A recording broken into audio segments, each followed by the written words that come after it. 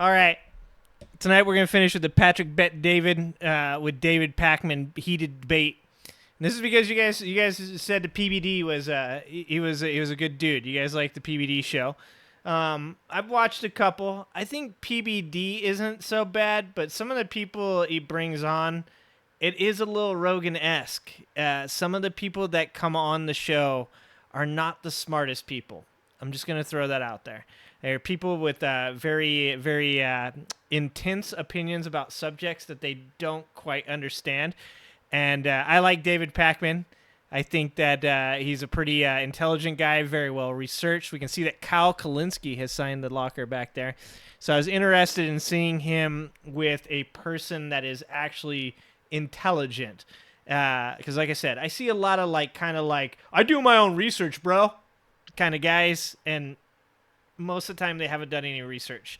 This is literally, I watched the one where they talked about whether or not Peter Hotez should debate RFK on vaccines, and it was some of the dumbest shit I've ever seen in my life.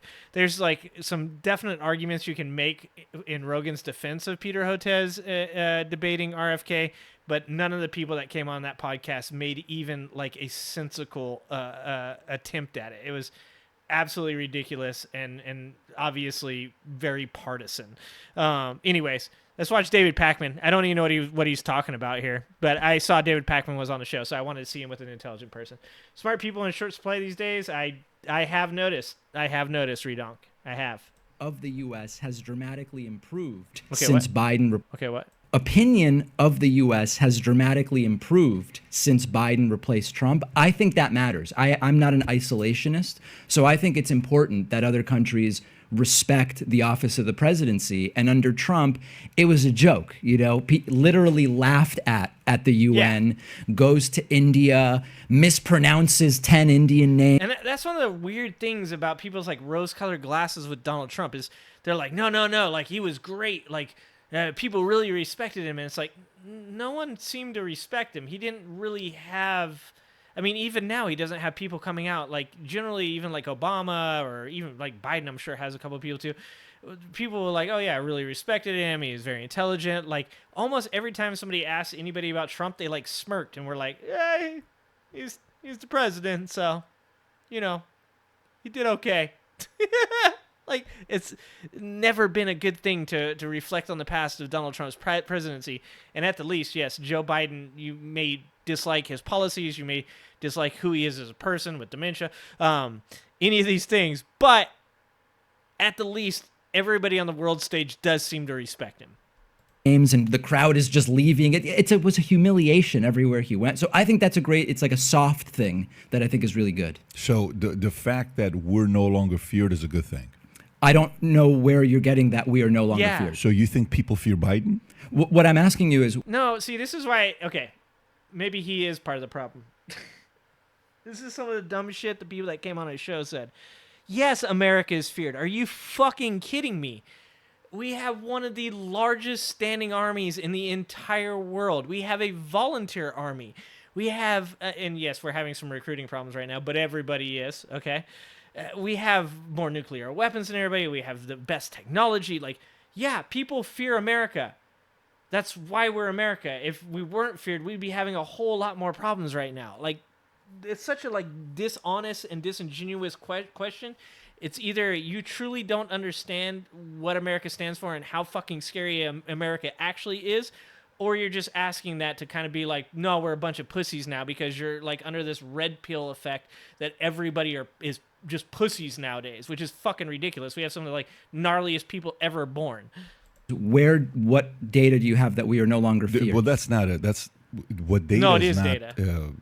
Any data to give. I mean, then how do you know it is? Well, no, but during Biden is when Russia felt comfortable bullying Ukraine. During Biden is. Even if you look at Afghanistan on the way we left, people on the... No. Even if you look at how Afghanistan, the way we left, Donald Trump was the reason that we left Afghanistan the way that we left. See, this is what I'm saying is when I hear these people get on here and talk about shit that they have zero actual idea, I lose a lot of respect for them. I haven't watched enough of this dude's stuff, so maybe I'm wrong. But he doesn't seem to actually know the shit he's talking about. left were not happy by the way we left Afghanistan. Which people? Even 82 billion. I can give you a lot of different names. Like who? CIA. Who was the CIA guy that we had here who was on Philip Mudd? with a Z? What's his name? Matt Zeller? Matt Zeller, CIA agent who was on know who that MSNBC. is. He called him out. He was on MSNBC with. But that's one person, right? No, but there's a lot of them though. If I let's back up a second. if I actually Yeah. That's conspiracy theorist for you right there. There's a lot of them. There's a lot of them, though. I can't name them, but there's a lot of them. They. pull it up, and if I do the Google search Yeah. on it, I'll find plenty of names from them. Okay, if you can find 100, that's still not very many. If you can find 1,000, maybe that's many. But how many fucking people in all of Biden's administration are going to come out and say that? Because if you look at Donald Trump, I can literally name off Michael Cohen. You can name off any of the William Barr. All these people that like were disaffected by their time with him. Who's the dude with the fucking white mustache? That was Michael Bolton or Bolton. Michael Bolton? Is that his name? His name's not Michael Bolton, right? Oh, fuck. 11 Trump associates have been charged with crimes. Roger Stone, Steve Bannon, Tom Barrack, Elliot Broidy, I don't know who that is, Michael Cohen, Michael Flynn, Paul Manafort, George Nader. These are the people that went to jail. John, thank you, DJ. These are the people that went to jail over Donald Trump. And when you talk about it with these people that Donald Trump has like this really bad presidency where like he employed these people that he said were the strongest candidates for the job, and they all go back to jail, or they all end up going to jail, or they turn on him. How many people have turned on Donald Trump?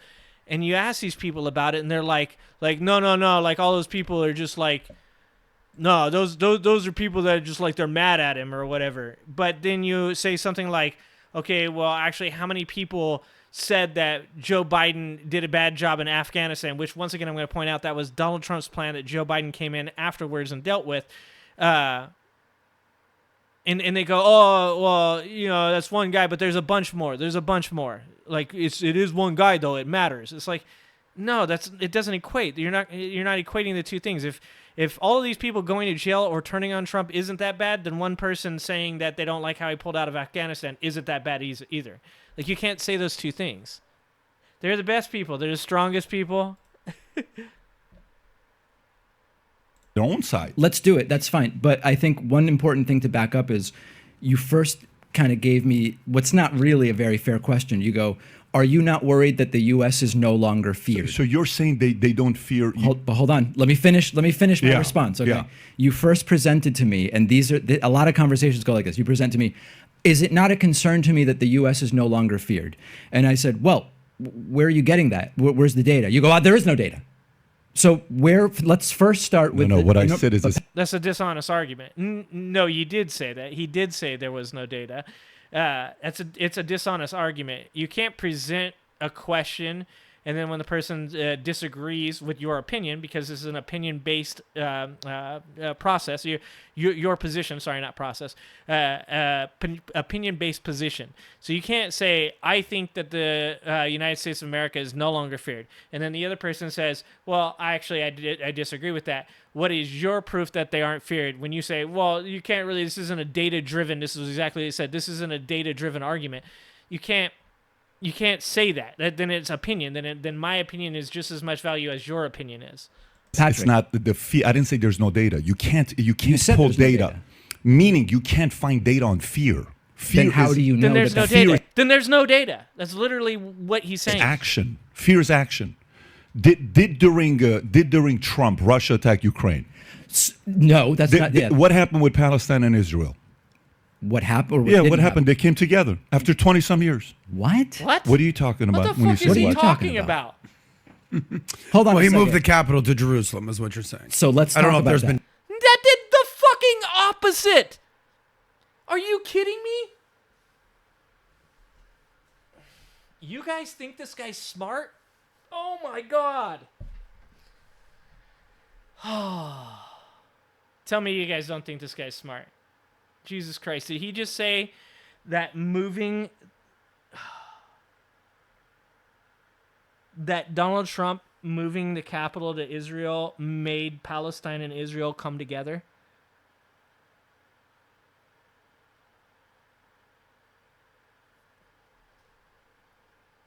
Holy shit, dude. There's no way you guys think this guy's smart. And peace Let's in the talk Middle about- East or anything like that. Has there been any progress on peace? Very limited. Did moving it wasn't the capital. Did moving the embassy? The embassy, Hold on a correct, second. Let me ask the question. Did moving the embassy from Tel Aviv to Jerusalem get us closer to peace, or did it get us further away? Do either of you guys know? I don't know if you've studied this issue. There's arguments on both ends, but it has not led to peace and prosperity in Palestine, correct? Did Trump promise, this is a very critical, clear question. Did Trump promise that Jared Kushner would solve the Israeli-Palestinian conflict during the first term? Now, That's just a overreach. yes, no. Did he overreach. promise it? I don't know if he promised it or promises made, promises kept. He was assigned to that duty. And did it happen? What happened? Did Jared negotiate No, peace? but I don't think anybody believed that peace was happening. But that's ridiculous. Like, that's the kind of stuff that people say on both sides, and I fucking hate hearing it from both sides. Is, oh, well, yeah, when my guy's doing it, it doesn't make sense to think that you thought that he was really gonna do it. Yeah, if you come out and say that you're gonna do something, yeah, I expect you to fucking make an extreme effort to get it done, and yeah, accomplish it if that's what you're running your fucking campaign on. Yes, I do expect you to do it. So Middle it's East. okay for him to make promises that are obvious lies? But make I don't know if that was make the argument. Go Yeah. back to the argument about the fact that America, on all polls today, is, would you say, liked? What was the word you used? So I think the really important thing when we talk about this is we talk about what we can measure. So the Gallup polling that has been done. So you trust polls? Oh, come on. So you Yep. See, here we go again. Jesus Christ. This guy, I'm sure he's a fine podcaster. I'm sure he's a good moderator. But when he enters into a discussion that's anything above like meathead level, he doesn't make good points. He doesn't. I'm sorry if this is a guy you guys like, but he does not make good points. but that's where we're going, though. There are lots of because I different... trust certain polls too, but I'm saying, so you trust polls? If you say, do I trust a Rasmussen Republican primary poll 18 months before an election, I would say that's not very valuable. I don't think that's valuable. The Gallup public opinion sentiment poll that has been done over many, many presidents in the same way, I think that's a pretty good poll just to give a sense of how the world feels about the American president. I have no reason to distrust that. There are other polls where I would have a specific reason to distrust. But we're kind of going like 10 tangents here. I think if we want to talk about, am I upset that the U.S. isn't feared, since you brought that question forward, the appropriate thing would be for you to give me the data. But no, go back to what you said. You said U.S. is what? You said you like the fact that U.S. is liked more? Yeah, okay. In the words of Michael Scott, okay, do I want to be feared or do I want to be loved? I want them to be afraid of how much they love me. Okay? Yeah, we should want to be loved. That's not a bad thing. If we have this weird thing in our society, and I think it's because a bunch of dudes ran this country for way too fucking long, maybe you need like female presidents. Maybe like just dudes should just get the fuck out of it for like 5 minutes and just let women run everything. Because there's like this ultra masculine like opinion that we should like everybody should be scared of us. Everybody should be scared of us at all times. Like that's what it's about. It's like, no, that's not what it's about. Like, you should garner healthy respect from people. This is just like in your real life. Like your family shouldn't fear you. Like your kids shouldn't fear you. Your wife shouldn't fear you. You should have healthy respect from other countries. You should have healthy respect from your partner. You should have healthy respect from your children. Like, we have this weird masculine thing where it's like, we have to be feared. We have to be feared. Everybody's got to be scared of us. Like, you know, when I grew up in a real bad area, I was never worried about people that talked. And I was never scared of people that talked about how badass they were, how they fuck a dude up, all that stuff. The person that I was always concerned about was the dude that was like very confident, very quiet, very confident, didn't need to say much about it. Because that dude, when my best friend's brother-in-law, his name was Roy, and when that dude wanted to knock a motherfucker out, he knocked a motherfucker out. And I mean that. I watched him knock people cold out. Like, he never had to tell anybody he was going to do it. He never had to talk shit. In fact, most of the time he looked like he was just like, psh, man, just shut up. Just let it go. Just move on. and then he pushed him and he knocked him out. No shit. It was never the dude that talked a bunch of shit. It was never the dude that's super fucking loud, because most of those dudes are super insecure. So when I hear dudes talking about shouldn't we be feared, and I'm getting a little bit ahead of dude here. I'm projecting, okay? But when I hear dudes say shit like that, it speaks of insecurity. That's in my opinion. And when you speak of insecurity on like a national level, I also start to think maybe on a private level you're pretty insecure as well. Yeah, respect should not come from fear. Respect from fear doesn't last. Respect from fear does not last. Or today under Biden, No, I didn't use that term. what was the term you used? If you don't mind saying it again. On average, Yeah. countries respect the U.S. more now that Biden is president And Trump you is value that. Yeah. I think it's important because Okay. can I tell you why? Sure. I think it's important because between trade and globalization and problems we deal with that don't respect the borders of countries, it's important to be, again, it's not about liked, it's not about, it's to be respected globally. I Good do job. think that actually So matters. so why do you think they didn't like or respect Trump? Let's see what you're going to say with that. Is Why he do a you moron? think? Tell me. the guy's a joke. He is. Yeah. Yeah. Okay. Tell us why.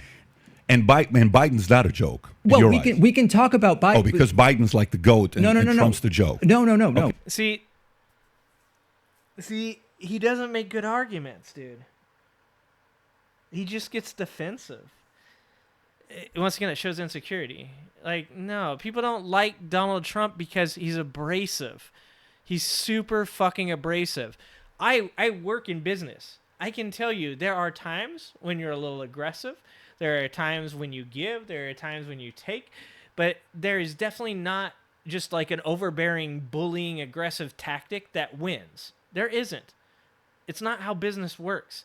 And when we're talking about business on the national level, when you're talking about the United States of America, working with China, working with the EU, working with any other country, India, Russia, it's about respect. And you don't get respect by being utterly abrasive and moronic. That's not how you get respect from people. That's anybody that's ever been in any real business knows that, and that's why I know that Donald Trump is a poor businessman. Okay, so I'm so critical tell us why about- he's a joke. But I think it's important to say: are we talking about Trump or are we talking about Biden? No, we no. can talk so about both, identify but let's both. talk about them one at a time. Stay on Trump. Okay, Stay on Trump fair. when he says he's a joke. Tell us Okay. why you think he's a joke. Promises made that were not kept that he told us he was going to achieve for us. Let's look at some of them. I'm going to get rid of Obamacare and replace it with his word, a beautiful replacement where everyone will have care and it's going to be affordable. Okay. Just flat out didn't happen. The one proposal that Republicans made would have led to 24 to 32 million people losing health care. I consider that a failure. I don't think Obamacare is perfect, but it's better than the thing Trump said he was going to bring us. That was just a failure. 2, build a wall across the entire U.S.-Mexico border, which Mexico is going to pay for. It's not even worth having a conversation. I mean, just a joke. Of course, completely didn't happen. Solve the Israeli-Palestinian conflict. No progress made. In fact, to be honest, and this is, if we want to delve into that, moving the embassy from Tel Aviv to Jerusalem got us further from that because it's seen as a sort of a taunting measure if you understand the internal politics. Yeah, I don't know. There's no way this Patrick Bet David dude knows anything about the Israeli-Palestine conflict if he thinks that was a good idea. Like, I don't. If he thought that was in some way like it moved the conflict in the correct direction, like I can't even speak to that. There's no like. I could try to steelman that, and I don't think I could, and maybe that's just a blind spot for me, but that makes no sense. Like, that's literally antagonistic. Politics of what's going on there. Was going to, made some space travel promises. I mean, I can't think of promises he made that he did keep. One point I'll disagree with David Pakman here. I think Donald Trump was good for the space program. I'll just make everybody mad. I think that Donald Trump did do good things for the space program, and I think that he would do more in that area, specifically because it speaks to his ego. If we were in the space race again, Donald Trump would have been a good president for the space race because he would have put all the money behind us getting to the moon before anybody else, just so he could say he was the person who did it. In fact, wanting to get it done in his first term, so just in case he didn't get elected, we would have gotten it done in his first term, probably in the first 2 years. It would have been completely unsafe. It would have been mostly built by illegal Mexican workers. But it probably would have got done because he just wanted clout. He still wants clout. That's not why he's a clown. He's a clown because all he gives a shit about is clout. He just wants people to remember him. He wants people to think he was the greatest president ever, which is never going to fucking happen. He's not even close to even top 10. In his next fucking, if he gets elected again, he'll never be top 10 then. He'll just do a bunch of crazy shit to try to get it done. Other than I guess he was going to do tax reform, and he did tax reform. So as a policy matter, which as far as tax reform goes, I have to deal with this, right, with new employees and stuff. He wants to be called sir. Exactly, DJ. That's all he gives a shit about. He just wants to be somebody important so bad. He's faked being somebody important for the majority of his life, and he just wants to be somebody important now. He just wants to finally realize that they call me sir. I can make them call me Mr. President. That's what he's about. That's why he took the documents. It wasn't nefarious. It wasn't shady. He's just a big fucking kid that wants to show people his top secret plans that he took from the White House.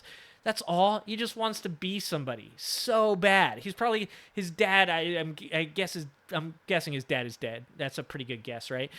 He's probably still living with this fucking overarching chip on his shoulder. I've heard his dad was a complete asshole. He's probably still trying to make his father proud of him. Seriously, that's probably who he is.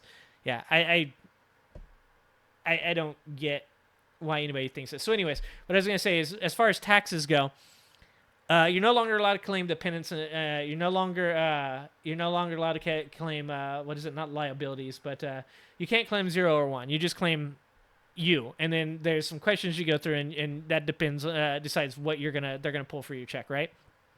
The reason that is because Donald Trump did do tax reform. Donald Trump did tax reform that made cuts for everybody. But when you look at the percentages of cuts, so when you look at somebody that made, $4,000 or a month, maybe $48,000 a year, you look at their total cut is something like $400, right? But then when you look at the top brackets of how much money was saved by corporations, by billionaires from Donald Trump's tax cuts, they're phenomenal. They're insane. They're out of this world. So anybody that thinks the middle class or lower class in some way really, really just fucking benefited from those tax cuts, we did benefit, but not even close to what fucking corporations and from billionaires, wealthy people that make over $250,000 a year made. No, not even fucking close to what they did. Percentage-wise, yeah, we all got the same thing, but monetary-wise, we lost big. So anybody that tells you well, you did the tax cuts and we got tax cuts from that, they didn't benefit us. Maybe if those people were wealthy, then yeah, they did a great job. A complete and total failure. I do think maybe the First Step Act on criminal justice reform did some good things. I'm sort of glad to give him credit on that. But so, on policy, failure. And then, on rhetoric, we could spend 3 hours just looking at quotes. So I'm curious to see exactly how you think now. So Yeah. If COVID doesn't happen, does he get reelected? Yes. Why? Well, because his followers don't care about policy. I interview them all the time, and I say... His followers don't care about policy. They don't care about achievements. They care about Hillary bad, Hillary Marxist, Hillary socialist. You think Hillary's good? Did I say that? No, I'm asking you. Oh, no. I don't think Hillary was a good candidate, and she's to my right. No, I don't think Hillary's good, but I thought she was better than Trump. She's to your right. She's to my right. Yeah, Hillary So is she'd a be very... a moderate conservative Democrat yeah. in your world. Yeah. Got it. I mean, give me a left-wing Hillary policy. Yeah, how is she not moderate conservative? See, this is my problem with these guys. It's very dishonest debating because it's just a lot of he's not straw manning, but he's attempting to. He's saying, "So you like Hillary?" He said, "Oh, that's a question." But the way, in fact, and the way he states it is very straw manny. It's very if he doesn't if he's not David Pakman, and he doesn't answer that correctly, and he doesn't realize what PBD here is doing, I don't know if I feel comfortable even saying that name. If Patrick here, if he doesn't know what Patrick's trying to do here, he's easily trapped in a straw man argument. So I like that the other dude, I don't know who the other dude is, but he seems to at least be attempting to be on David Pakman's level, but neither one of these guys are on David Pakman's levels. Policy, like a really left-wing Hillary policy. I couldn't tell you, but that's Exactly. There is none. But it's not the point. But you're saying you would much rather have a Hillary than a Trump. I would rather. Okay, so go back to Much rather, I don't know. So go back to he gets reelected. Why? Because his voters could care less about policies. They That's what you're couldn't saying. care less. Fine, no problem. So, but we both know that it's said it not wrong. the right that elects him, and it's not the left that elects whoever on the left. It's whoever's in the middle, Not true. the 8 to 12% that kind of says, you know what, I'm going to go this side, this time around, or versus more people come out for, their candidate, meaning a lot Not of people really would. Okay. So actually, I agree with Patrick here. So I'm interested to hear what David says here, because I do feel like independents or swing voters, whatever you want to call them, do end up impacting the election in a manner that can swing it either way for a candidate. When you're talking about candidates that are maybe 1% to 2% either way to win. So I want to hear what David says here. Come out for Obama. Okay, so explain yourself. What it actually more depends on is who chooses to go out and vote. It's less about, there's often this idea in politics, and there's lots of people who are really good on this issue that you could talk to, Rachel Bidikofer, and even Frank Luntz, even though he's partisan, I think he would concede this as well. He's The on the pollster, right. you mean, Yes. Frank Luntz, yeah. The idea of the swing independent voter that sometimes on presidential elections will vote for a Republican and sometimes a Democrat, very, very small percentage of people. More common is that a candidate either Okay, so I do agree with that, because what he's saying is, like, more likely than not, I vote for a Democrat, right? Because I've said this before, I'm for the most part a single issue voter, and that's abortion. Like, I'm pro-choice, and so I think that that's one of these issues that oftentimes with Republicans, I can agree with them on some like fiscal stuff. I can agree with them on certain liberty stuff. But I can almost never agree with them when a candidate is 100% pro-life, looking to ban abortion, looking to put, like Trump did, to load the Supreme Court with Republican candidates to overthrow Roe v. Wade. So I think what he's saying here, if I understand right, is that it's not so much that independent voters don't vote, it's that most of the time they probably vote for the side that they lean hardest to. I lean left hardest.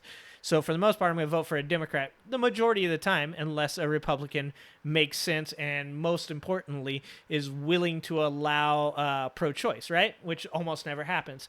So he's saying more or less that it's about constituents getting up and going out and vote, and whether or not you can mobilize more of the people that generally vote for you to come out. So they're not like laissez-faire. Like, they don't care. Like, oh, whatever, my vote doesn't count. That kind of business. That's what I'm guessing he's saying. activates people to vote, or those same people just stay home. In the U.S., we have an embarrassingly low voter Yep. turnout. It's between usually 52 and 60%, I think.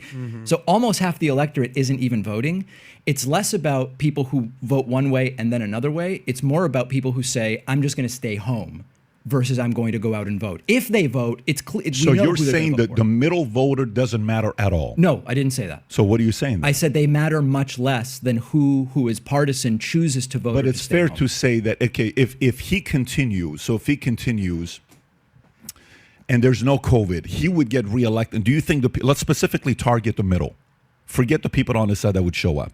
Well, okay? but why? That's the question I want to do with you right now. So if we specifically focus on the middle, would the middle, the independent, the libertarians, would they have chosen to stick? Okay, no. See, he doesn't understand what a libertarian is. If he thinks a libertarian is an independent, he's completely wrong. And a libertarian is definitely right-leaning, 100%. I know this because I thought I was libertarian. Okay, I've been involved with multiple libertarian groups, and I can tell you they are filled with conservatives from top to bottom, and the occasional person like myself who dives in and goes, yeah, dude, like, I'm totally cool with people doing whatever they want as long as it doesn't hurt other people and blah, blah, blah. And you know what we always come to? You know where we always come to? The biggest problem? None of them are pro-choice. Nope. The weirdest, most ironic fucking thing I've ever heard in my life. You're for all the liberties in the world, but you're not pro-choice. Okay? That doesn't make any sense to me.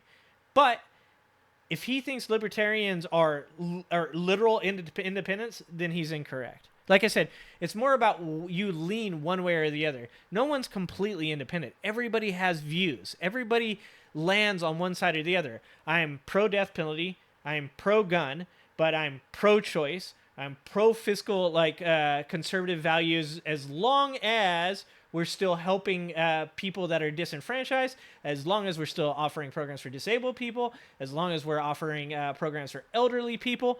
So for the most part, I'm down the middle. But I lean pretty hard left because I'm pro-choice.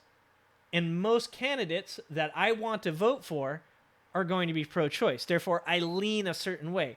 Everybody does. There's no such thing as a person that's completely down the middle. I don't know, maybe an autistic person could do that. And I don't mean that in a bad way. I actually mean that in like a good way, like that they'd be able to make a decision not based off of all the bullshit that we like, all the drama and the fucking fanfare, and maybe they could make a decision. I don't know. I think autistic people may actually be the future of our race. We need them to lead us out of this shit. Would Trump or would most have wanted to replace him with somebody else? It's a polling question. I don't have the data. Well, you're the poll guy, so I'm asking you. I don't have the data in front of me. Okay, I'd be curious to know. So but you're also correcting me to say that's not true. That's the middle and the independents that didn't elect him. You're saying it's who showed up that elected him. As a general concept, right. Elections swing less based on independents who sometimes vote Republican and Democrat. That's a small factor. A bigger factor is, are voters activated by their candidate, or are they deactivated where they go, I don't like this person, but I'm definitely not voting for that one. I'll stay home. So isn't it a bit of both, though? It's a bit of both. Because we all saw what happened in the Rust Belt. We've seen countless stories about, I voted for Obama. I'm not racist. I voted for Obama. Okay, saying countless stories. See, this is a conspiracy theory again. This has no actual data, but I've heard countless stories. Yeah, when you hear a certain side speaking out more than the other side, you assume that that's correct, but it doesn't mean that it's true. Just assuming that something's correct doesn't mean that it's true. And when you look at the fact that, in the last two elections between Trump and Hillary, and then Trump and Biden, it was like the most people that have ever voted before, right? I'm pretty sure about that. I know for sure during Trump and Biden's, it was the most people ever. So if you're listening to what David Pakman's saying here, he's actually making a good case for that exact argument, that the most people came out during the Trump and Biden and voted because both of those people activated their voters in a way that was very successful. He brought more Republicans out. Biden brought more Democrats out.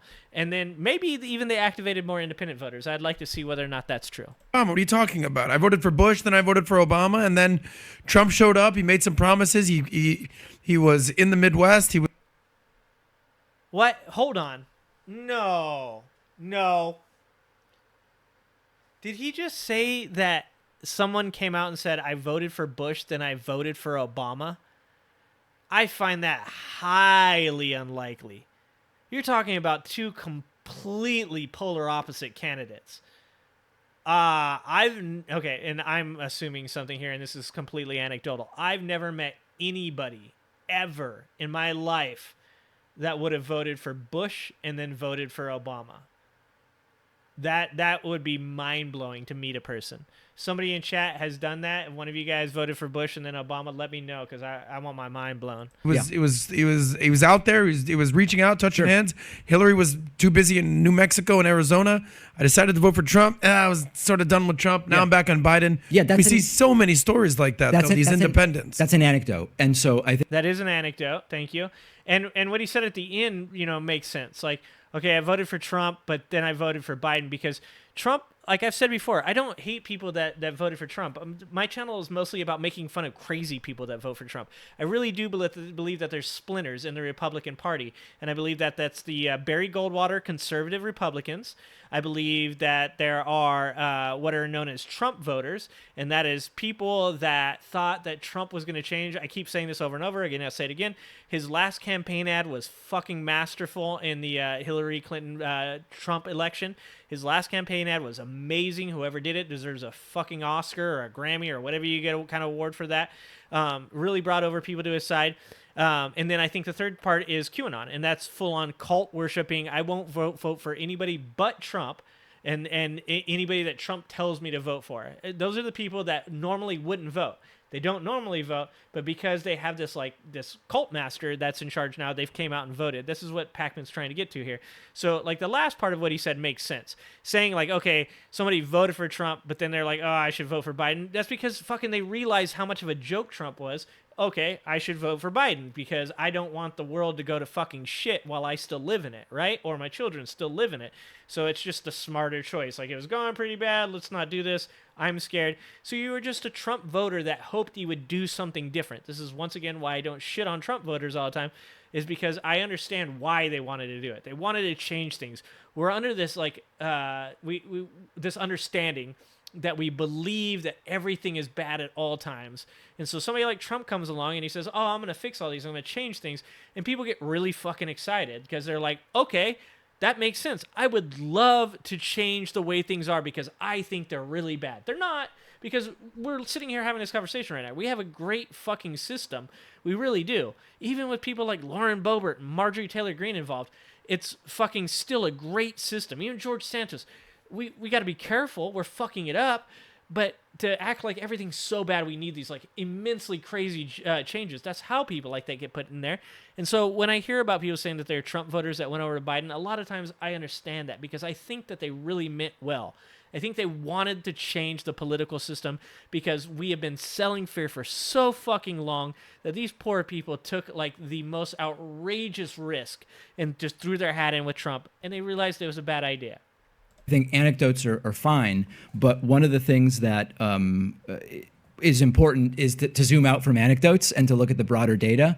And the other thing that's important is a lot of that cross-voting, it cancels each other out because you see roughly the same amount from one side versus the other. And what I mean by that is there was, if you look at the crossover in 2016, the number of Democrats who decided to vote Trump in 2016 was very similar to the number of Democrats who decided to vote McCain in 2008. Mm-hmm. So it's a roughly predictable. And that makes sense. That makes a lot more sense because McCain, once again, was the great, what do they call him? The great compromiser, great compromiser.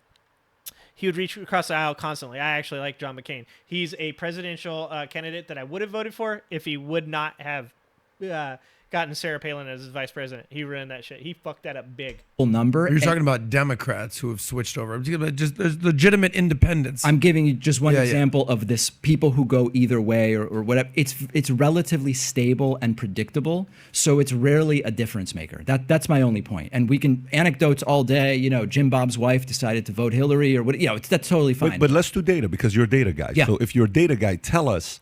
When you're saying it's not necessary. Okay, he keeps asking for data from a person that is, he's asking him to take it from memory. You're sitting in front of a computer, your buddy's sitting in front of a computer. If you're having an honest argument, if you really are trying to make a point here, then you should Google that shit right now. You're sitting in front of a laptop. It's right fucking there in front of him. Google it, figure out the data, have an honest argument. Say, I'm looking at a site right now, a study right now that says that this and this and this and this happened. Please refute that. You know, he's trying to use the other person's inability to memorize every statistic to try and show fault or show that the person is flawed or incorrect about their argument. That's actually a really poor way to do that. Clearly, that the middle one would have had Trump. Yeah. Would he have needed the middle to get reelected in 2024, in 2020? He would have needed roughly the same percentage that Republicans tend to need. Trump suffered because on the COVID thing, would he have gotten reelected? it's not only if COVID didn't happen, Trump probably would have gotten reelected.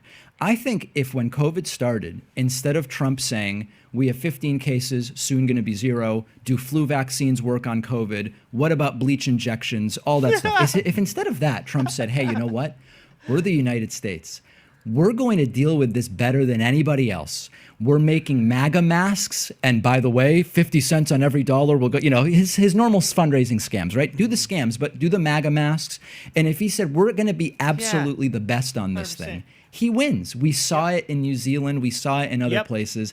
It was a missed opportunity. Now, I think it was just one of the things that I don't like about Trump supporters is when you say something like what David Pakman just did, hey, all he had to do is say, hey, we're America. This is what every president does. It doesn't matter if you're Republican, doesn't matter if you're Democrat, doesn't matter if you're Green Party, whatever you are. Mind you, no Green Party has ever been elected. But Republican or Democrat, if you're a president, you come out in front of the people during a tragedy or during a hard time in the United States and you say, we're Americans, we're going to stick together, we're going to do this, we're going to get this shit done. And everybody gets behind you. Everybody got behind George Bush during 9/11.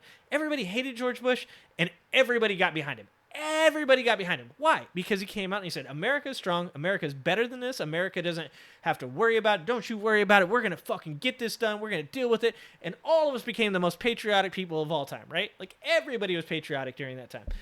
All Donald Trump had to do was do that, and he would have probably still been the president right now. He even, give the man some credit. Operation Warp Speed, the vaccine. Like, his own constituents won't give him credit for the vaccine because they're now anti-vaccine. So they now hate the COVID vaccine so much that the very person who instituted the Operation Warp Speed plan was Donald Trump. It was Donald Trump. Like, they could be giving him all the credit in the world for getting the vaccine produced, and they choose not to because they've already decided that they're anti-vaccine, and for somehow that reason, that gets swept under the rug. Like, nobody talks about that. That seems fucking insane to me. Like, Donald Trump should be going, fuck you guys, I'm the one who made the vaccine. He didn't make it. Thank God he didn't. But he should be claiming that victory, but he doesn't because his own supporters don't want to believe it. A miscalculation in the sense that somewhere Trump probably thought it was really going to go away. I don't know who was around him. I don't know by Easter of 2020, right? Okay. So I think Trump, even if he had just done that, and because we saw, why though? Why would he have? Why would the independents, the ones in the middle, who are because people in the middle, like myself, want to see a strong leader that is serious, that wants to make real change, and that we can depend on when it's needed in times of crisis. So what David Pakman is saying there is actually completely true. That's why we would vote for that person, is because then we go, oh man, we were in a pandemic. He did a great job. He really held it down. He really kept people from going crazy. Everybody went fucking nuts during COVID. Everybody was fighting each other. I had to fucking physically remove people from the store I work at because people were being assholes to each other. For like 3 minutes during the time that Trump was actually doing a good job, when he was like kind of like saying like, oh, don't worry, we're going to get out of this. I'm working on a vaccine, blah, blah, blah. Like, everything was fucking hunky-dory for like 14 days, right? And then after that, everybody started fighting about it because he didn't step in. A dad doesn't sit back and just watch his kids fight, right? Like, you let them, like, hammer it out a little bit. You let them kind of get mad, kind of fight with each other a little bit. But you know at one point or another, okay, hey, you guys are going too far. And then you separate them, and you talk to them. And you explain to them where each other, okay, can't you understand why this person thinks this? Can't you understand why that person thinks that? And your kids generally, if you have good kids, intelligent kids, say, okay, well, yeah, he made me mad because of this, whatever. That's what Trump didn't do. Trump started getting attacked, and he did get attacked, over his policies. And then when that happened, he fucking insulated himself. He started going, you guys don't like me? That's fine. It's fine. Fuck you guys. And nobody that's an independent wants that person for a leader. Not a real independent. That's crazy. Let's just say slightly more reasonable, and they're willing to say, I don't like this guy on the left. I'm going to vote right. I don't like this guy on the right. I'm going to vote left. Yeah. Why would they have still chosen Trump over Biden? I have no idea. You'd have to talk to them. I just don't know. But you're given your arguments, and so your arguments you're given is you're talking about polls like Biden because America's more respected under Biden than Trump. Okay, so that has nothing to do with American voters. We're talking about people in other countries. But totally get it. But when you say something like that, the voter says, "Oh wow, the world respects Biden more than they respect Trump." Sure. Okay. Somebody may say, "Well, maybe because anybody who was an enemy of America hated Trump because Trump would." No, this is a bad argument. This is such a bad argument. He's about to say that people like America more now because America is weaker with Biden as a president. That's not what the poll is based off of. They're not like finding fucking tyrants and despots and being like, "Hey, what do you guys think about this Gallup poll? You wanna vote on that? Putin isn't in the Gallup poll." Like fucking, this is a bad argument. Ooh. It drives me nuts when I watch debates like this. Deal more directly with them than Biden would. Biden, you can't necessarily see him. He doesn't look like a leader. He's not an Obama-esque. He's not a Clinton guy. Biden doesn't come across as a strong leader. But you're saying he's more respected than Trump. Great, no problem. Okay. So then I go and I ask you a question and I say, if COVID doesn't happen, does he get reelected? Yes. Why? You say because more people show up. This whole narrative about the fact that you need the middle voter to tip them, that's not true. It's how many people show up, and it's his people because his people don't care if he gets anything done. And that's what you said. That was your narrative, right? Yeah, that's what you said. Those were your words. Some of those words mirror the things that I said. Yes. Okay, so it activates, which means so Trump's voters. So give me. When you say I speak to a lot of these Trump voters, there's obviously a lot of animosity in you. You have a lot of resentment or animosity towards them. I don't know why. This dude's talking about it. He's like the most defensive person. Like he's incredibly defensive right now. And he's talking about animosity. Well, you seem angry and upset towards Trump. I mean, your comments like, towards Trump is boom, voters are this, voters are that. Well, I think to you, the problem may be with that. I have to interrupt that. But I get that. So what is, and you can answer all those questions and I'll give you your time. I'm not remembering all of them, but I'll try to write them down. What is the DNA of a typical MAGA voter in your eyes? There's not any typical DNA. I think there's basically 3 primary categories of people that vote for Republicans, and Trump introduced a 4th. Fair to introduce these 4 categories? Break it down for us. For us that, we don't have your intelligence. Well, it's not about intelligence, and I don't know if you're being sarcastic. Dude. I don't remember which one of you guys told me I should watch this guy. I have very low respect for this Patrick Bet-David guy right now. It's like almost zero. Sarcastic. It's not about intelligence. It's just about have you researched. This is your world. Okay, so this is your world. So tell us what you think about the 3 and the 4th. With your intelligence, imagine what you could do if you looked up the things I look up. That's really the incredible. Okay, no. So in all seriousness, 4 basic groups. Pre-Trump, you had 3 groups. You had sort of pro-business, low-tax right-wingers, people like Mitt Romney, basically. Romney maybe isn't a little bit of an exception because as a Mormon, he has some socially conservative views, but you've got like your Romney type who's concerned with let's not overregulate businesses, David Pakman is being incredibly fair. He's being incredibly patient. Patrick David, like I said, maybe I'm being unfair to Patrick David. Maybe this isn't his forte. Maybe he's not used to being in this, but he has no real actual stances that make sense. He's not using any type of information. The questions that he's asking are very dishonest. They're almost all attempts to trap David Pakman in some kind of really shitty loop, and it's all very, it's not very good in my opinion. But yeah, David Pakman is doing a great job of being incredibly patient and being as fair as possible in answering these questions without being a complete dick, because I would have lost my shit by now already. Let's not have taxes that are too high. Let's create a good business environment. As governor of Massachusetts, that was sort of his idea, and that's a very blue state, and he did well. So you've got like your Romney types. Traditional, low tax, limited government. Yeah. Not Republican, not extreme millionaire, not extreme right on business social issues type people. Not exactly. particularly homophobic, for example, or okay.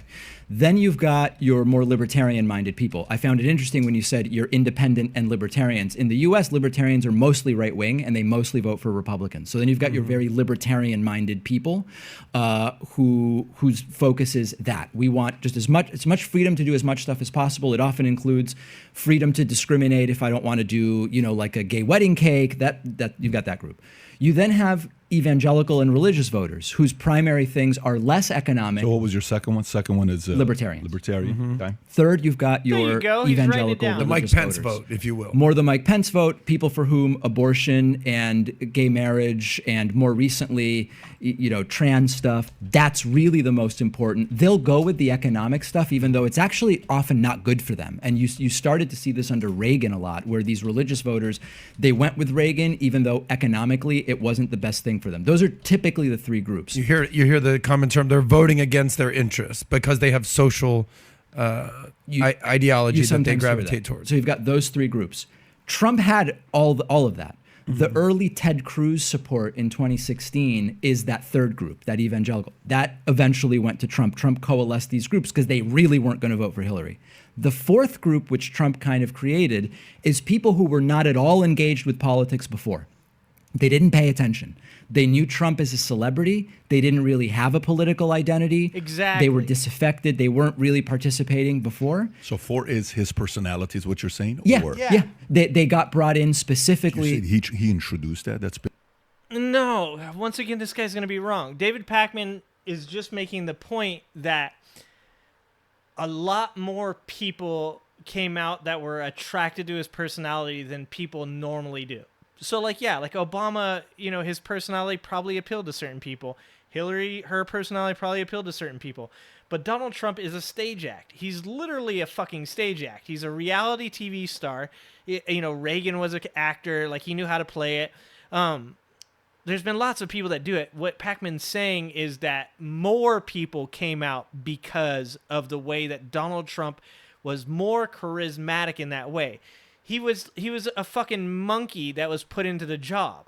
That's what it was. He was a really talented monkey that ended up in the job. He didn't know what he was doing. When you listen to these tapes from the indictment, Donald Trump's a moron. Like, he's just a big fucking child that wants people, like you said, to call him sir. That's all. That's all he is. He's fucking just wants people to call him sir. He didn't know what to do with the job, and he just got the fucking job, and he didn't even think he was going to. been around for a while, though. He introduced what? You're saying Trump introduced the fourth. You said typically it's 3. Oh, yeah. But Trump introduced the fourth, or Trump has the fourth? Trump activated activated this fourth group, which was people who were not in any of those 3 categories I mentioned and got engaged in politics for the first time because they heard Trump say something that they liked. Give some examples. Like, we've literally watched a QAnon video where the people said, I will not vote for anybody but Trump.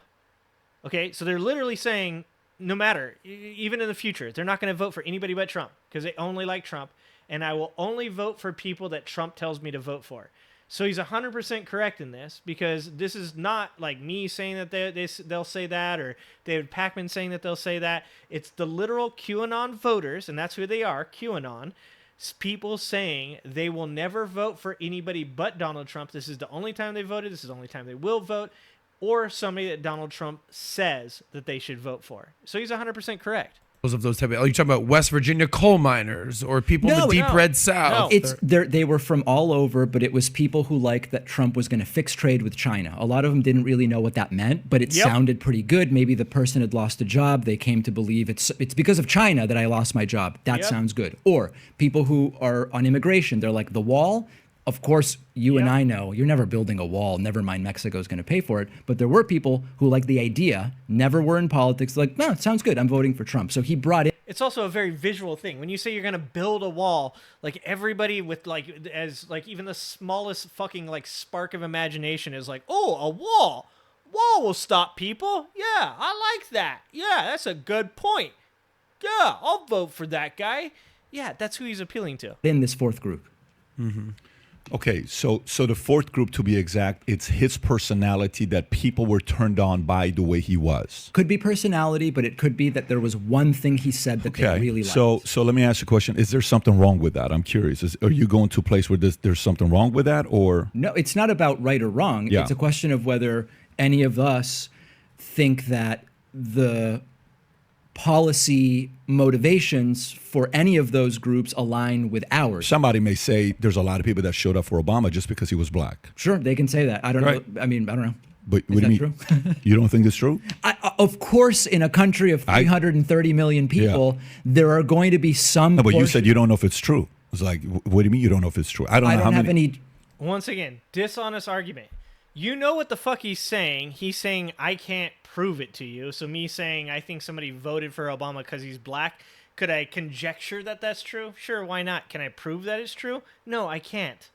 Like, even people that voted for Obama you would have to literally get them to admit that that happened. Like, that's their choice to do so. So even if they did that for that reason but wouldn't admit it, you would never know it. You can conjecture that that's true. You can say, yeah, I think that that's true. But you can't say that 100%, yeah, that's what they did, because there's no proof. That's what he's trying to say. He's trying to say you can't prove it. This is like, he's trying to catch him in wordplay, but this guy isn't smart enough to do so. I think Redonk made me watch this guy. This is Redonk's fault. You don't have any data? You want to get data to say people showed up just because they're black? There's exit polling on most of these issues. We might be able to find it right now. You know. No, it's. You're sitting in front of a computer. I think it's fair to say people voted for him because he was a cool black I cannot even tell you how many people. I knew Republicans who were voting for Obama in the insurance industry just because, like, listen, man, first time this guy talks like MLK. You know, he sounds reasonable. I'm going to vote for the guy. There's a lot of people that came out with him. So somebody may say, well, you know, the reason why Obama got elected because he's got the three difficult things when he talks to the Democrat, but the fourth thing is he was black. Okay. And are you going to say what? Yeah, that's fine. I would say, yeah, I'm sure that there's a portion of people who vote based on that. So you're... Yeah, see, this guy thinks he's, like, fucking super smart. Like, no. Like, fucking yes. Of course that was a portion of why he was erected. Of course that's a point of why he was elected. The fifth. Fatty, what's happening, buddy? Fucking, you know it's the fifth. Always plead the fifth. And remember, you always shut the fuck up. We're saying the DNA of a Trump MAGA voter who looks past policies. So you're saying on the three policies, he didn't check off the three policies here, the 3 points. You're saying that. Does Patrick Bet David not know that QAnon exists? He can't possibly be unaware of QAnon's existence. That's literally what they vote on, is just based on the fact that he's Trump. It's a cult. They wouldn't vote for anybody else. There's not like another person that comes into their mind when they think about voting. They're not like, you know, I know that Trump's the cult leader, but that Joe Biden guy has pretty good policies. He's got to be just being intellectually dishonest. I'm saying he didn't build the wall, or I'm not. So let me take a step back with you. Please. So I'm asking you a question, and I said, so tell me if you're saying he's going to get reelected without COVID. You're saying he would have gotten reelected. I think he would have. Perfect. And then you said you said something in the context of, you know, because I think the MAGA voter is not about policies. That's what you said. A lot of that fourth group, yes, is not about overarching accomplishments. Or like, I'll give you an example of what I'm talking about, and maybe it'll help to distill it. I got a call at some point during the first term of Trump from a guy who said, I'm voting for this guy. This guy's just the best. And I said, oh, okay. What do you care about? How are you evaluating his performance to decide if you're going to vote for him in 2020? Like, I'm curious, how do you decide? He said, well, I care about the wall. So he's got to build that wall. And I said, perfect. If he doesn't build the wall, are you still going to vote for him? And he says, well, yeah, I'm not going to vote for a Democrat. So I said, oh, so it doesn't actually matter if he builds the wall. The same with you as well, though. There's no way you're voting for a Republican either. Would you vote for a Republican? Sure. Yeah. If I have you ever voted for a Republican president? No, I mean, I've only voted in a few elections. Yeah, no, but hold on a second. But you're 40 years old. You're 1984, so I'm 38. Please. 84, 38 years old. 38 is still, you've had plenty of elections. Let's back up for a second. there's two questions. Would I and have I? I've only voted in a few presidential elections. You've had plenty of chances. Well, but who would I have voted for? I was going to vote for George W. Bush in 2004. No. But it doesn't matter. The point is, when you're calling that guy out, you're the same as that guy. No, I'm not. Okay, so No, he's wrong. He's wrong. Like I said, this guy is not very good at debating. Pakman is saying, much like many independent voters have said forever, none of the current candidates appeal to me, therefore I do not vote. Like, I didn't vote in the Hillary Trump, so it was partially my fault Trump was our president. Sorry, guys. You guys can call me on it. Because I didn't like Hillary and I didn't like Trump.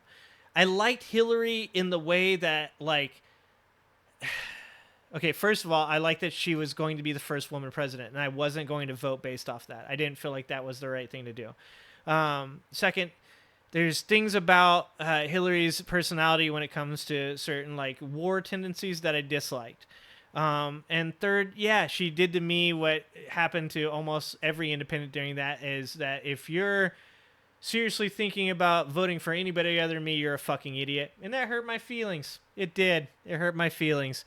And I'm part of the problem. So, but that's what independents are, is a person that is making a decision and sometimes chooses to not vote. I know. I'm sorry, Steven. You guys are going to probably have to unsubscribe now. But I truly do give every candidate the chance. When I see two candidates, I want to hear what they're saying, because I didn't have children back then, but I have children now.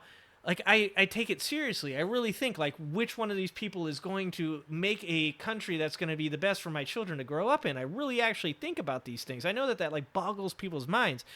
But like I said, I would have voted for John McCain. I felt like his decision to make Sarah Palin his vice president showed he had maybe not as great decision-making abilities. And also, I thought that he was pandering to the... Check it out. Obama's the first black president, but I would have the first female vice president. So I felt like he wasn't actually making that decision based off her qualifications. I thought that he was making that decision based off of like some kind of grandstanding, and I wasn't with that. So I voted for Obama.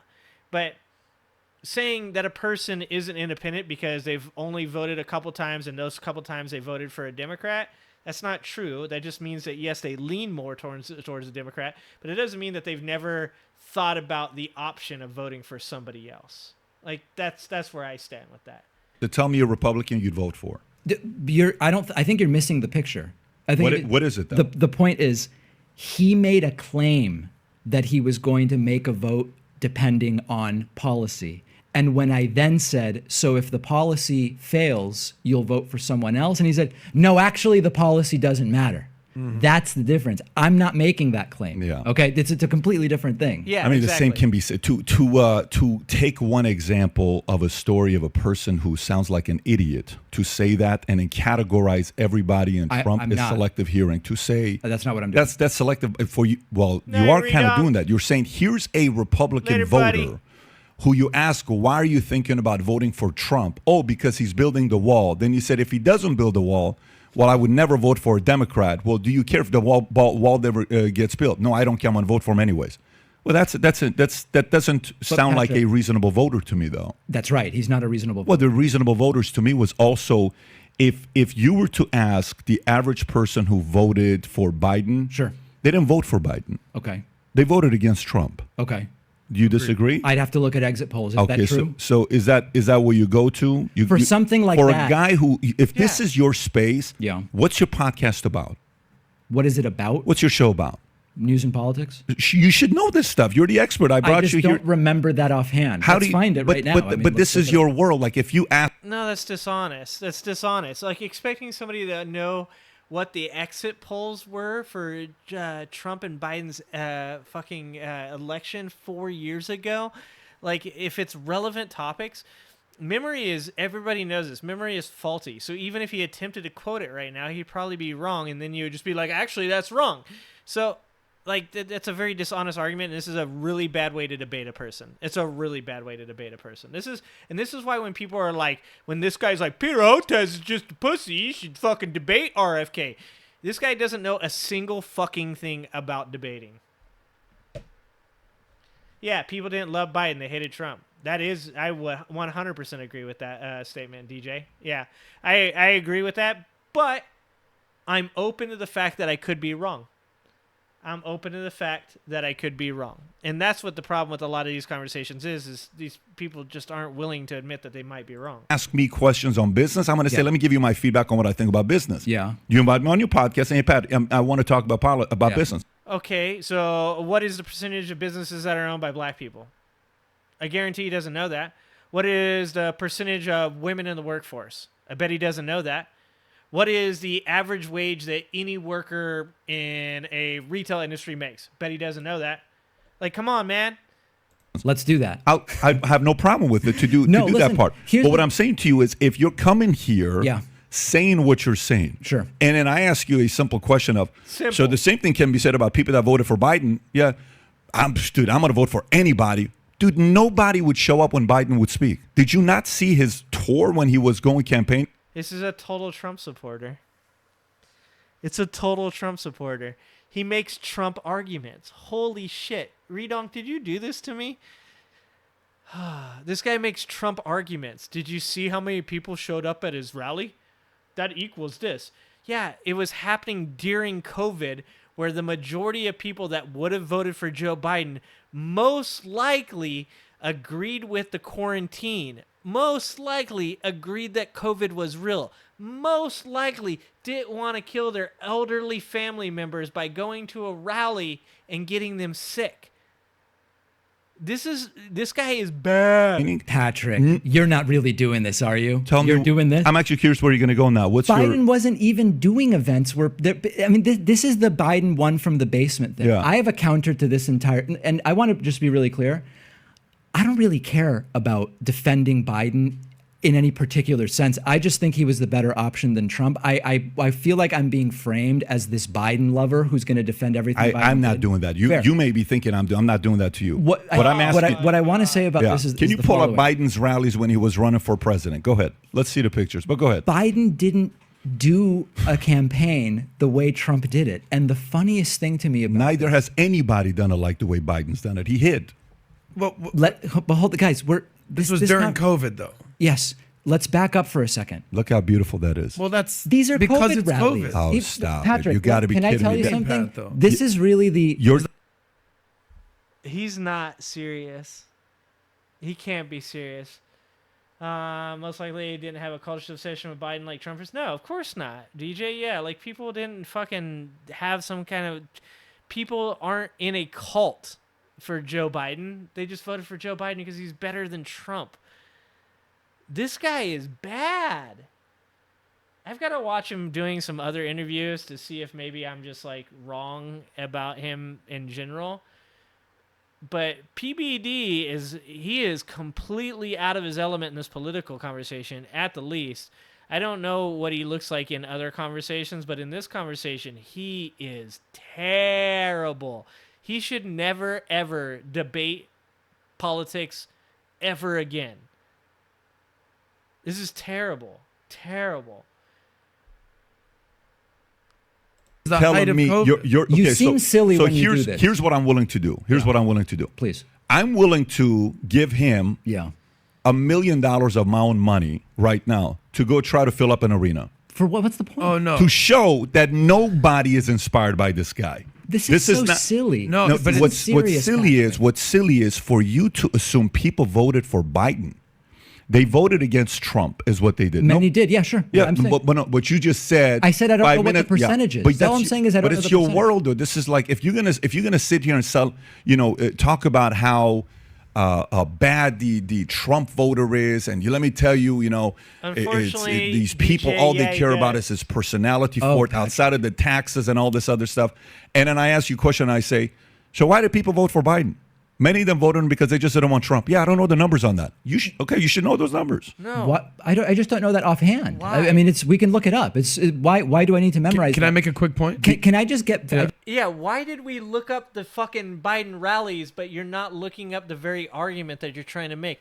Why isn't he arguing from a point of facts? Why is he so disingenuous with his arguments?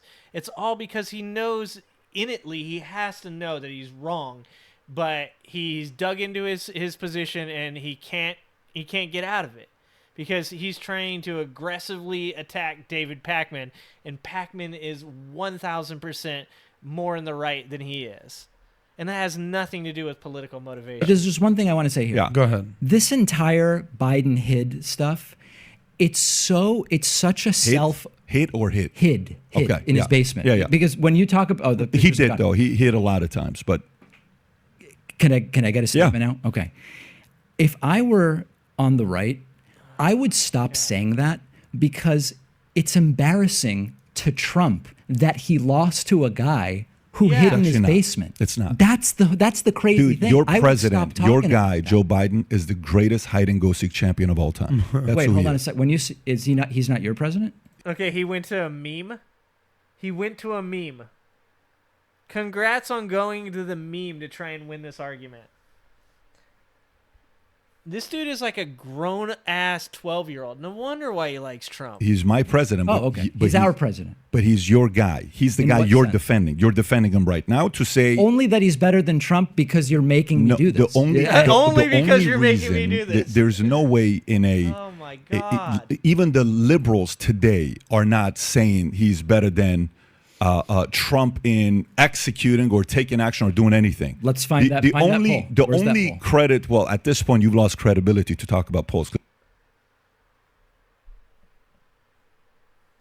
Okay, I don't know if this might hurt my brain just as much as the Destiny versus the two pro-lifers. Oh, fuck, this guy is bad. Because you don't even know what you're talking about when you're saying, well, I don't know if the people were voting against Trump. Let's find a poll. So if you can't agree to that I don't part, know how many. Of course they were. It's not just how many. It's if you go on look at any of these people who were doing what do you call it, street when they're going talking to people Street and interviews. Doing, it's like, hey, so tell me, Steven.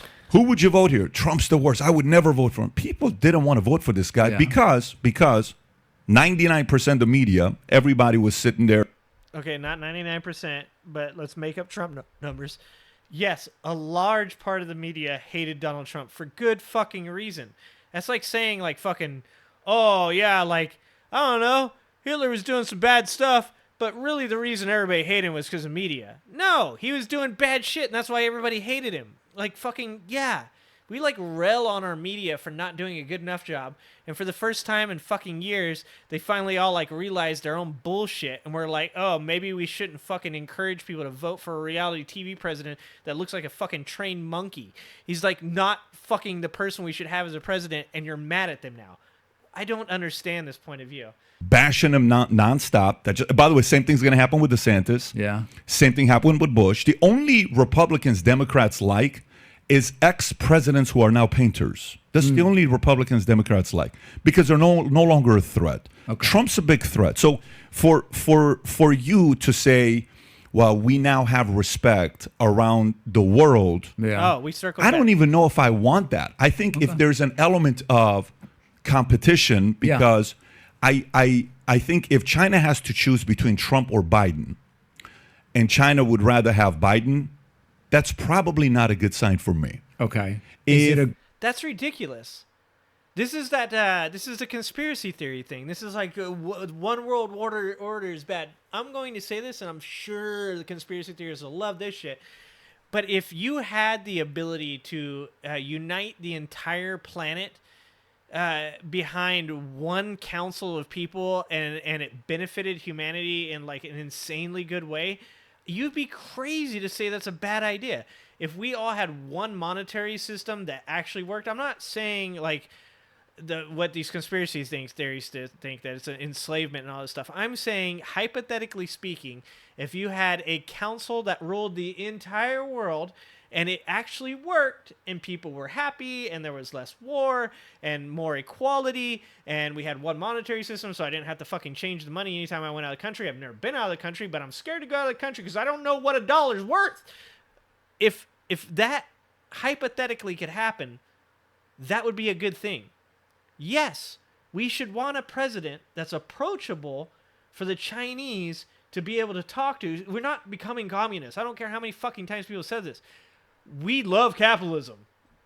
We have embraced it hugely. It's not going away. This idea that like they're going to talk to the Chinese and then they're going to become communists. That's what's going to happen. Like, that's some weird, insecure bullshit.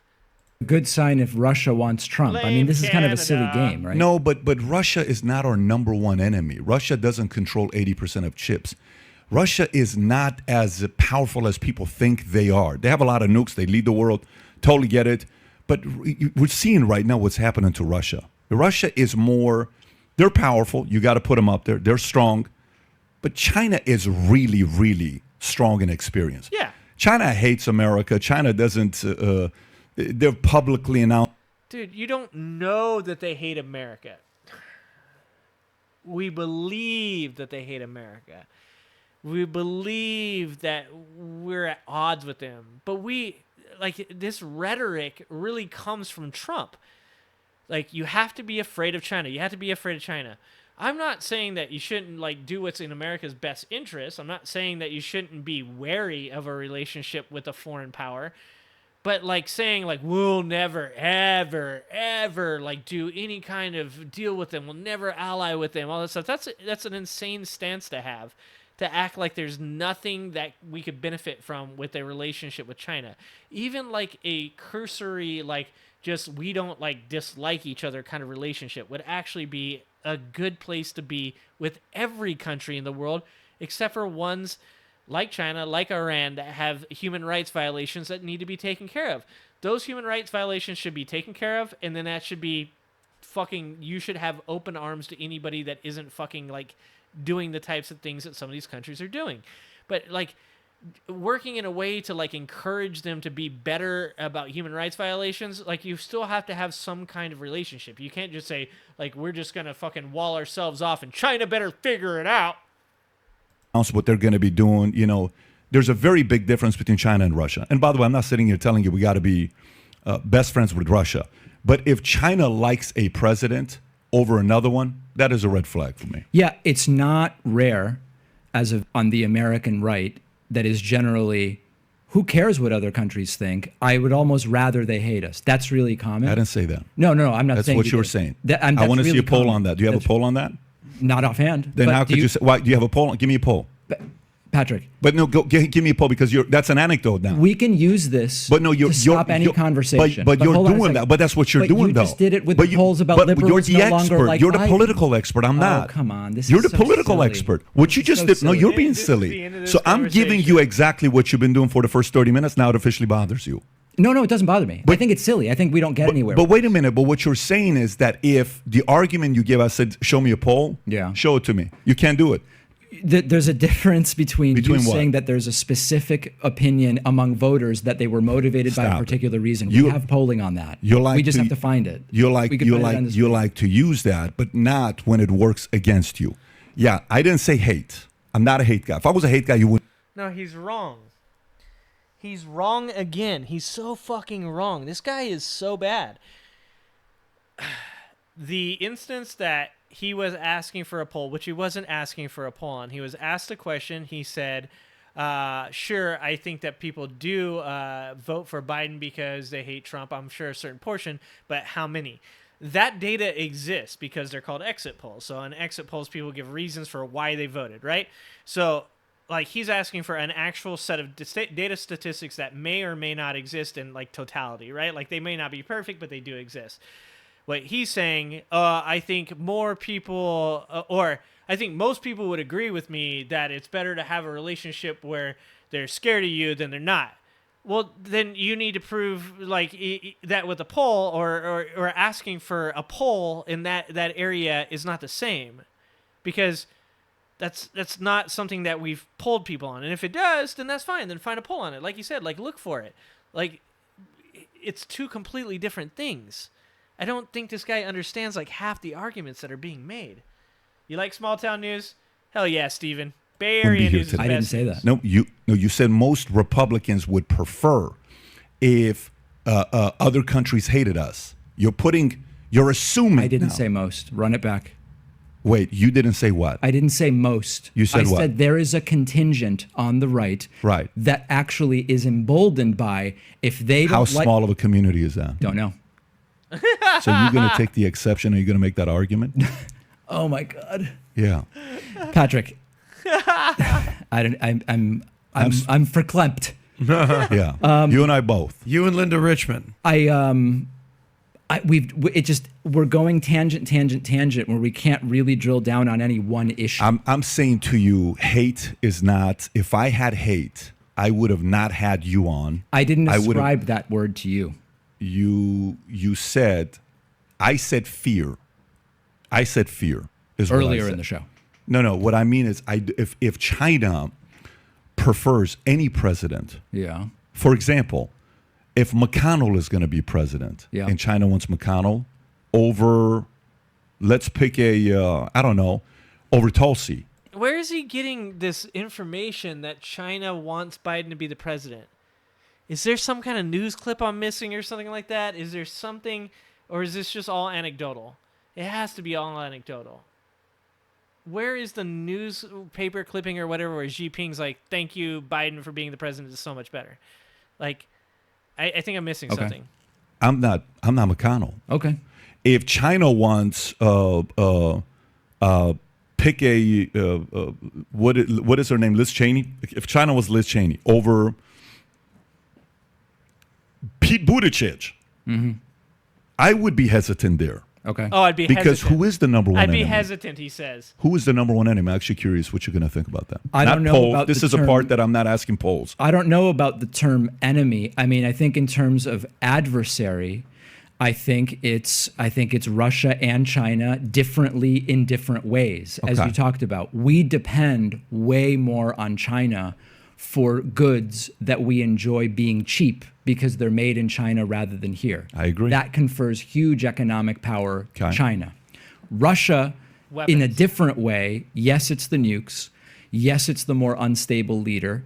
It's also alliances with countries where Russia's involvement can goad or pull the United States in ways that are both resource intensive and politically disadvantageous. So I think those are the which two countries? Give me. I mean, there's the Afghanistan situation. You could argue Russia. I mean, with Venezuela, there's issues there that are more economic, relating to oil, which we've talked about. It's less about products and it's less about supply chain with Russia, although with energy, Russia is a factor. But I think those are our two biggest adversaries. I don't know if the right term is enemy. I'm open to exploring whether that's the right term. Certainly adversary is the right term. I think I'm on the same page with you on whether it's adversary or enemy. You know, keep in mind, I've never taken anything past ESL in my English, so the word enemy and adversary may have the same meaning to me, maybe a different meaning for you. Fair. It's opposition is how I see it. Oh, he used the ESL argument. But God damn it, he used the English as a second language argument. That's a meme. That's a meme. Agree. But the part for me is if a country is overly comfortable with one and is afraid of imposing pain on them and kind of backs off a little bit, I want to know a little bit more. So if you like this clip and you want to watch another one, click right. That was a really poor conversation, in my opinion. Hour and 48 minutes. I kind of want to watch the rest of it because David Pakman was doing a fucking great job, but I also don't want to watch the rest of it because I don't think that, like I said, James or whoever was saying I'm giving him a little, maybe it's Steven, maybe I'm giving him too much credit. I don't know. Maybe this guy's a sports guy. I see he's got UFC stuff. He's got a baseball bat in the back. I don't know. Maybe there's something else he's good at talking to people about. But it seems like he's got a lot of videos, or maybe these are just ones that are being sent to me because of that. The guy's an arrogant fucktard. Good call. Oh, good call, Fatty. I'm trying to be nice, man. I'm trying to be nice. And I always like to kind of be open to the fact that I'm wrong, right? I didn't like the conversation. I don't like the debate. I think David Pakman handled him exceptionally well. I don't see why this guy has any space other than to be maybe a moderator of sorts, but even then he's not qualified to even be a moderator in conversations like this. When I watched that Peter Hotez RFK conversation between him and like 4 other people, there was one intelligent guy on there that was like, you know, like, hey, like, I disagree with Hotez not debating him, but I also understand why he doesn't. And the other 4 people were all fucking morons, and this guy was one of them. I can't give him any credit, man. I said this about the 2 ladies in the pro-life debate, and one of them was doing better than the other.